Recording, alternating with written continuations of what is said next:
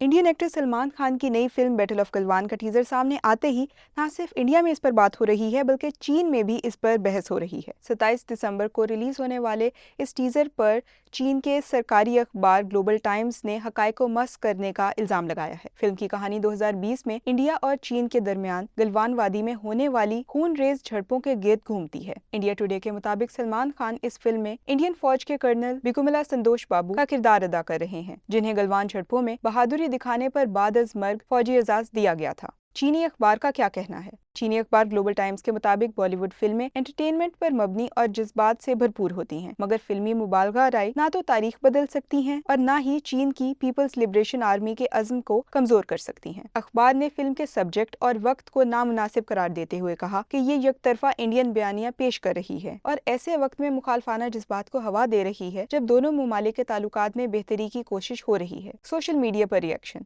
Social media पर भी सार्फिन के दरमियान लफ्जी जंग जारी है। कुछ सार्फिन ने फिल्म को हुबुल-वतनी की अलामत कहा, जबकि क्रिटिक्स ने इसे प्रोपेगेंडा करार दिया। एक्स पर एक इंडियन सारिफ आदित्य राज कौल ने लिखा कि global times film battle of Galwan पर शदीद रद्द-ए-अमल दे रहा है। सवाल ये है कि ग्लोबल टाइम्स गलवान झड़प में हलाक होने वाले चीन की पीपल्स लिबरेशन आर्मी के 50 से ज्यादा फौजियों के नाम क्यों जारी नहीं करता। दूसरी जानिब ताइवान से ताल्लुक रखने वाली एक सारिफ ने फिल्म के लिए जोश का इजहार करते हुए लिखा कि वो चाहती हैं कि ये फिल्म ताइवान में भी रिलीज हो। उन्होंने मजीद कहा कि मेरा ख्याल है कि सलमान खान वाहिद बॉलीवुड स्टार हैं जो चीन से मुतालिक फिल्में बनाने की हिम्मत रखते हैं, वरना बाकी सब कुछ सिर्फ इंडिया और पाकिस्तान के गिर्द ही घूमता है।